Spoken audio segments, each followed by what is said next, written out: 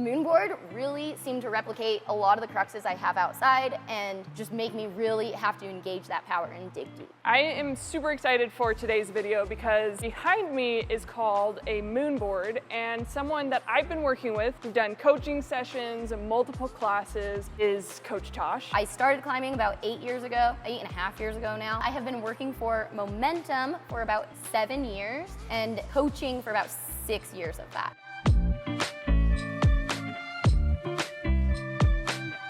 The MoonBoard is generally set at 40 degrees. They do have some that are adjustable, and it is intended to work really strong, powerful moves right off the bat. Most of the holds are gonna be pretty positive and in-cut. The way the MoonBoard works is that the LED light is always underneath the hold. Starting hold will be lit with green, and then the finish hold will always be in red. Most of them do finish at the top. This one only has one start hold, so I'd start with both hands here. If there were 2 green lights, maybe I'd start my other hand here. I use the blue holds for my hands. I also use them for my feet, and then get up to the red. That one is our finish hold, so you will match there. We do have footholds down here on this kicker board. You're able to use any of those feet to start, but once you're past there, you have to just put your feet where your hands previously were. So we call that tracking. Really replicates outside. You have to a lot of times kind of look and see where your previous hands were to know where you're placing your feet when you're outside. There's an app called the MoonBoard Climbing app. On that app, there are thousands of problems that people have already set up. Many gyms have an iPad already at the gym with the app downloaded, so if you don't want to download it, that works too. And this is the same board in this gym as any other gym? Yes. So there are different hold sets for the MoonBoard. Okay. But as long as you can see which ones they are. I think this is the 2018 MoonBoard set. Okay. So the 2016 has red holds on it. So if I started working on this route, yeah, one of my friends can do the same route and we can project it together? For sure. Yeah, cool. You guys could share beta and be like, hey, this is what I did. What are you gonna do?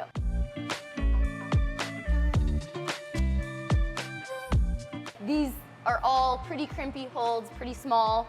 So we know we're gonna be working our finger strength when using this board, for sure. You're gonna be working your core. We're gonna be cutting feet often on this board. You're going to have to engage that core to bring those feet back to the wall. We're gonna do hand-foot matches too. That also takes a lot of core tension to bring that foot up and then to rock your weight over that foot, especially when it's really high. We're gonna get really stretched out on the MoonBoard a lot. You might be trying to keep your feet, and in order to keep the feet, you will have to engage that core quite a bit. Other things though are gonna be just arms and shoulders. We're making big moves, a lot of Gastons involved on this board, so lots of shoulders, lots of arm strength.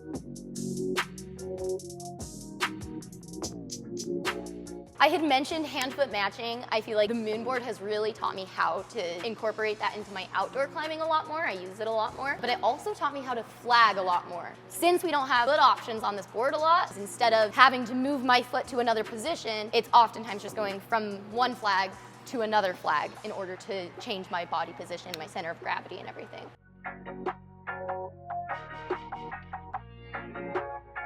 You want to at least be climbing for like 6 months, but probably closer to a year to be touching the MoonBoard. A lot of the holds are pretty small and crimpy. So there is potential for injury on here. Also, it's high intensity with its really powerful climbing can also be injurious. And then I would say you want to probably be closer to like a V4 level, because the easiest on here is a V3, but the V3s feel pretty tricky.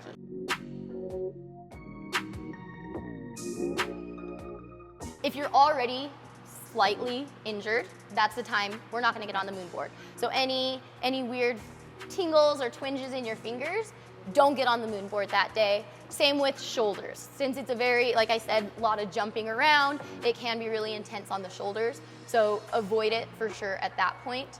And then if you're just not very experienced with your climbing yet, it can be really, really mean. The holds are not great, and if you're expecting a V3 to feel like a V3, it's gonna hurt.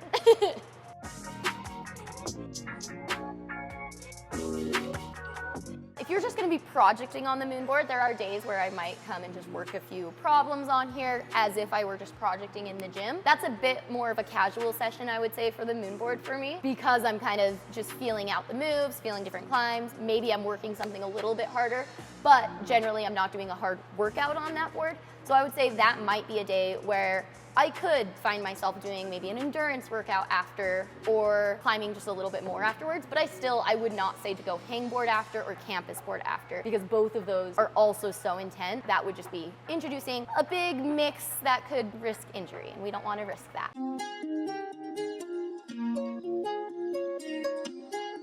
Don't get sucked into just trying to work V3s or just working V4s. Try a V6, see what it feels like. Scroll through the app and just see what looks fun to you. Get on it and just try it. Along with that, a lot of times I have found V5s, V6s that feel easier than some of the 3s I have found on the MoonBoard.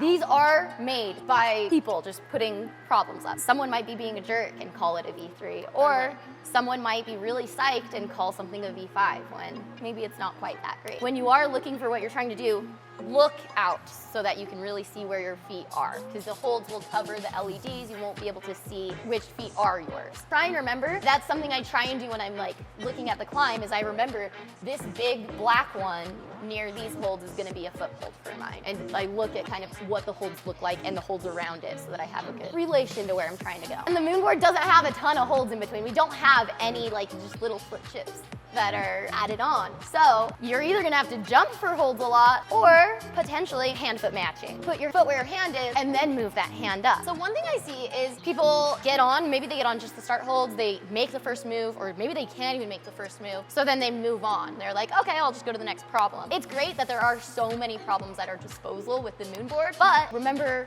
what it is like to project something. Remember that you have to work moves really hard. So maybe you can't get the start moves. All right, why don't you start on the second move? See what those feel like. If you can get those, maybe then that'll make the first move a little bit more appealing to you, and you might want to try just a little bit harder and dig a little bit deeper for it. If you want to experience Tash's amazing coaching, where can they find you? I am on Instagram, Tash of the Wasatch. If you want to just hit me up, we'll get you hooked up. Sweet. I will include that in the description below.